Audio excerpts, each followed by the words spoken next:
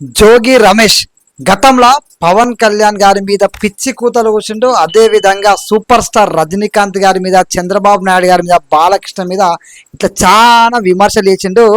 ఆ విమర్శలు చూడబోయే ముందు, టాపిక్లోకి వెళ్ళబోయే ముందు, పవన్ కళ్యాణ్ గారి జోలికి వచ్చిన ఏ ఒక్కడు బాగుపడ్డట్టు చరిత్రలో లేదు అని చెప్పి ఒక డైలాగ్ ఉంది. ఆ నిజమేనా కాదా అనేది కామెంట్లో అయితే తెలియజేయండి. రమేష్ అన్నట్టు ఆయన మీద సొంత కోడలే కేసు పెట్టింది, ఫిర్యాదు చేసింది. ఆమె ఏం ఫిర్యాదు చేసింది, అదే విధంగా గతంలో ఈ జోగు రమేష్ అన్నట్టు ఆయన పవన్ కళ్యాణ్ గారి గురించి ఎట్లా మాట్లాడాడు, చంద్రబాబు నాయుడు గారి గురించి, రజనీకాంత్ గారి గురించి, బాలకృష్ణ గారి గురించి ఏ విధంగా మాట్లాడాడు అనేది ఒకసారి చూద్దాము. చూసిన తర్వాత ఈయన మీద వాళ్ళ కోడలు ఏం కేసు పెట్టింది, అదే విధంగా ఈ గతంలో ఈయన మాట్లాడిన మాటలకి మన కౌంటర్ కూడా ఇద్దాము. ఒక్కసారి ఆయన మాట్లాడిన మాటలు వినండి. పిచ్చి కుక్క ఎవడాడు? పవన్ కళ్యాణ్ అనేవాడు పిచ్చి కుక్క. పిల్లల్ని మార్చడం కాదు, నువ్వు పిల్లల్ని మార్చడం కాదు, పిల్లల్ని మారుస్తావు, పార్టీలు మారుస్తావు. నువ్వు ఒక కంపెనీ పెట్టుకోవచ్చు. ఈ చంద్రబాబు నాయుడికి మళ్ళీ ఇంకొకటి వత్తాసు ఎక్కడి నుంచో వచ్చాడు, తమిళనాడు నుంచి. ఈ రజనీకాంత్ ఎన్టీ రామారావు ఆయన చనిపోవటంలో నీ పాత్ర కూడా ఉందిగా. సిగ్గు లేకుండా ఏ ముఖం పెట్టుకొని వచ్చావురా బాబు నువ్వు? బాలకృష్ణ సిగ్గులేని ఎదవా. బావకు వత్తాసు పలికి మీ నాన్నని పైకి పంపి సిగ్గు లేదురా బాబు మీకు. విన్నారు కదా పవన్ కళ్యాణ్ గారి గురించి, మిగతా వాళ్ళ గురించి. గతంలో ఈ జోగి రమేష్ అన్నటోడు ఒక పిచ్చి కుక్కలాగా ఎట్లా మాట్లాడిండో మనకు తెలుసు కదా. అసలు పవన్ కళ్యాణ్ గారి మీద అన్ని విమర్శలు వేసిండు కదా. ఆ ప్రతి విమర్శకి కర్మ అనేది ఒకటి ఉంటది కదా. ఆ కర్మ అనేది మనల్ని వెంటాడుతుంది. ముఖ్యంగా పవన్ కళ్యాణ్ గారి 3 పెళ్లిల గురించి మాట్లాడుతూ, పవన్ కళ్యాణ్ గారిని నోటికి వచ్చినట్టు మాట్లాడుతాడు కదా. ఆ రోజు పవన్ కళ్యాణ్ గారి పెళ్లిల గురించి ఎవడెవడైతే మాట్లాడో వాళ్ళందరినీ కర్మనైతే వెంటాడుతుంది. ముఖ్యంగా పవన్ కళ్యాణ్ గారి వ్యక్తిగత జీవితం గురించి, ఆడవాళ్ళ గురించి మాట్లాడినావు కదా బిడ్డ. ఆ ఆడవాళ్ళు ముఖ్యంగా నీ కోడలే నీ మీద ఫిర్యాదు చేసింది, గృహహింస కింద ఫిర్యాదు చేసింది. అదే విధంగా నువ్వు ఏ విధంగా నువ్వు పాటించే ధర్మాన్ని, పాటించే మతాన్ని కూడా దాచిపెట్టి ఒక ఆడపిల్లను చీట్ చేసి నీ కొడుక్కిచ్చి పెళ్లి చేసి ఆఖరికి ఆ ఆడపిల్ల నోరు నొక్కిద్దామని ప్రయత్నం చేసినావు. కానీ ఎప్పటికైనా నిజం అనేది దాగదు, బయటికి వస్తుంది. ఎవరైతే ఆడవాళ్ళ గురించి మాట్లాడినావో ఆడబిడ్డే నీకు సమాధానం చెప్తుంది. అంటే ఆడవాళ్ళ గురించి మాట్లాడేటప్పుడు ఒక ఆది పరాశక్తి గురించి మాట్లాడినట్టు నువ్వు గుర్తు పెట్టుకోవాలి. అది పవన్ కళ్యాణ్ గారి సాధ్యమన్ల విషయమే కానీ ఇంకా ఏ ఆడబిడ్డ విషయమైనా కానివ్వండి, ఆడపిల్లల గురించి మాట్లాడితే ఆది పరాశక్తి లెక్క వెంటాడుతుంది. ఈరోజు అదే ఆడబిడ్డ నీ మీద ఫిర్యాదు చేసింది, నీ యొక్క కుట్రను బయట పెట్టింది. నువ్వు నీ కుటుంబం ఆ బిడ్డను ఇబ్బందులు పెడితే ఆ ఇబ్బందుల గురించి బయటకు వచ్చి మరీ చెప్పింది. నిజంగా షేమ్ గా ఫీల్ గా నువ్వు ఒక ప్రజా ప్రతినిధి అయి ఉండి ఇంత గతంలో మంత్రిగా పనిచేసి పవన్ కళ్యాణ్ గారి వ్యక్తిగత జీవితం గురించి మాట్లాడతావు. ఆ రోజు పవన్ కళ్యాణ్ గారిని పిచ్చి కుక్క అంటవా? ఈ రోజు ఎవడు పిచ్చి కుక్కో అందరికీ అర్థమైపోయింది. నిజంగా నీ కుటుంబ సభ్యులే చెప్తున్నారు నువ్వు ఎంత పిచ్చి కుక్క అనే విషయాన్ని. ఎందుకంటే కాలం ఆ రోజు నువ్వు మాట్లాడవచ్చు, జనసేన పార్టీ వాళ్ళు లైట్ తీసుకోవచ్చు, పవన్ కళ్యాణ్ గారిని విమర్శించినందుకు పవన్ కళ్యాణ్ గారు లైట్ తీసుకోవచ్చు, పార్టీ లైట్ తీసుకోవచ్చు. జన సైనికులు ఆ రోజు నీకు మంచి కోటింగ్ ఇచ్చారు సోషల్ మీడియా వేదిక. అయినా నీ బుద్ధిలో మార్పు రాలేదు.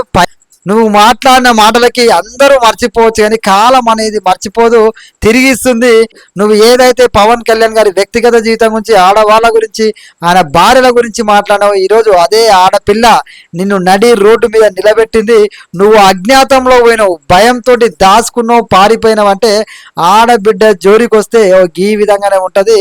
కర్మ అనేది వెంటాడుతుంది, వెతికి వెతికి పరిగెత్తిస్తుంది అనే విషయాన్ని గుర్తుపెట్టుకో. అదే విధంగా రజనీకాంత్ గారి గురించి మాట్లాడతావు.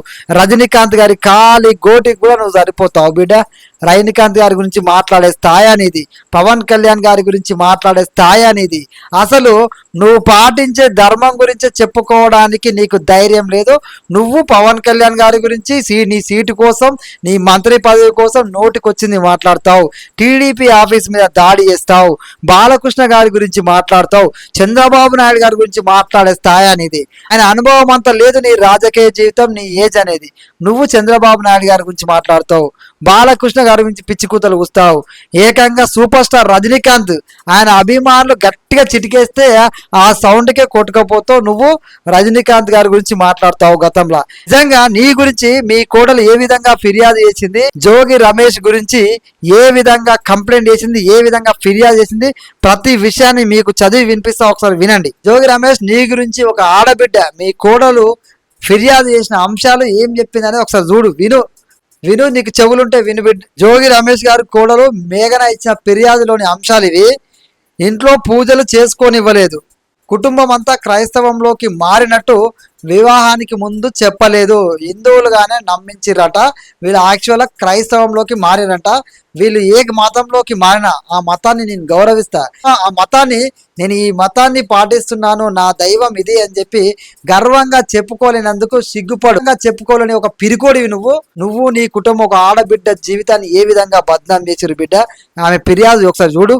ఈ విషయం నా తల్లిదండ్రులకు చెప్తే యాక్సిడెంట్ రూపంలో చంపేస్తామని బెదిరించారట. పాపం, ఒక ఆడబిడ్డను వాళ్ళ తల్లిదండ్రులకు చెప్పకుండా వాళ్ళ తల్లిదండ్రులను చంపేస్తామని బెదిరిస్తావు.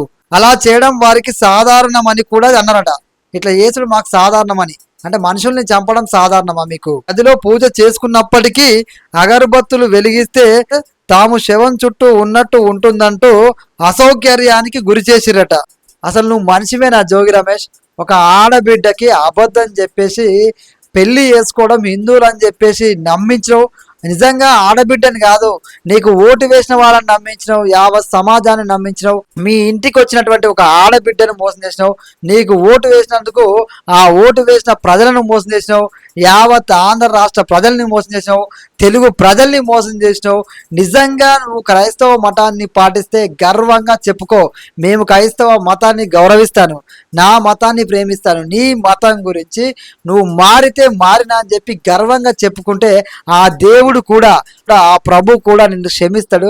కానీ నువ్వు పూజించే దేవుణ్ణి దాచిపెట్టి ఒక ఆడబిడ్డను అన్యాయం చేసినావు, ఆ దేవుడు కూడా నిన్ను క్షమించడు. అదే విధంగా ఆడబిడ్డ నిజం చెప్తే ఆ తల్లిదండ్రులను చంపేస్తావు. బిడ్డ తన ధర్మాన్ని పాటిస్తూ అగరబత్తు వెలిగిస్తే శవం దగ్గర ఉన్న ఫీలింగ్ కలుగుతుందా?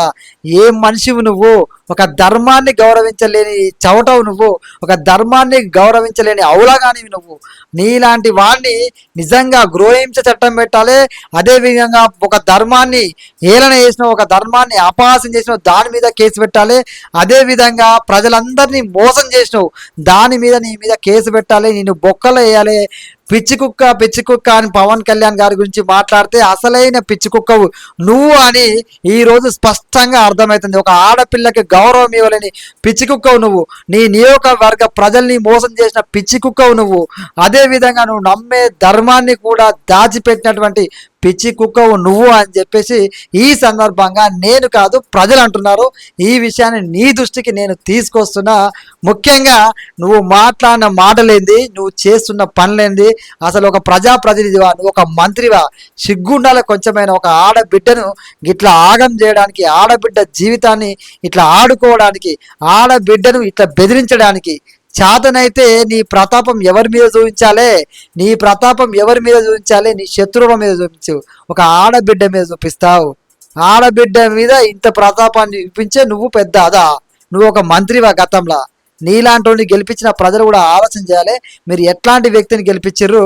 పవన్ కళ్యాణ్ లాంటి వ్యక్తిని తిడతావు, ఆయన కుటుంబాన్ని తిడతావు, అదే విధంగా చంద్రబాబు నాయుడు గారిని తిడతావు, బాలకృష్ణ గారిని తిడతావు, సూపర్ స్టార్ రజనీకాంత్ గారిని తిడతావు. బిడ్డ రజనీకాంత్ గారి ఖాళీకున్న దుమ్మును కూడా నువ్వు టచ్ చేయలేవు.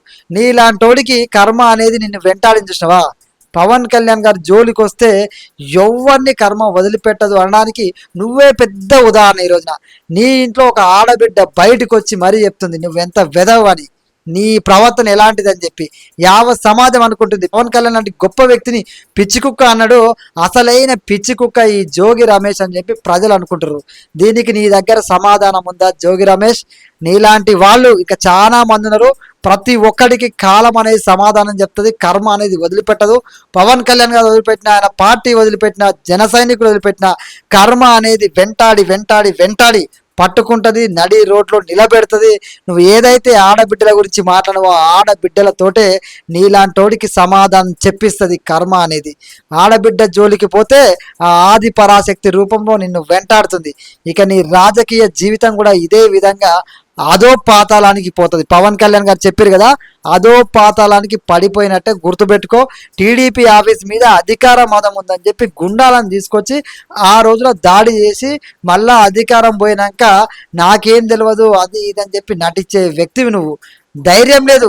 పవర్ ఉంటే కానీ ధైర్యం ఉండదు. పవర్ లేకపోతే పనికి మాలిన మాటలు చెప్తారు. పవర్లో ఉన్నప్పుడు పెద్ద పెద్ద డైలాగులు చెప్తావు. ఇది నీ యొక్క బుద్ధి అనేది గుర్తుపెట్టుకో. ఏ ఆడబిడ్డ గురించి నువ్వు మాట్లాడినా బయటకు, ఇంకా నువ్వు ఎవరి గురించి, ఇంకా నువ్వు ఏ విషయం గురించి మాట్లాడినా కూడా ఇవన్నీ ప్రజలు గమనించారు కాబట్టి ఆ ప్రజలే నీకు సమాధానం చెప్తారు. మీ అభిప్రాయాన్ని కూడా కామెంట్లో తెలియజేయండి. పిచ్చి కుక్క జోగి రమేష్ అవునా కాదా అనేది ప్రజలు అనుకుంటారు. మరి ప్రజల మాట నిజమా కాదా అనేది కామెంట్లో తెలియజేయండి. జై హింద్, జై భారత్.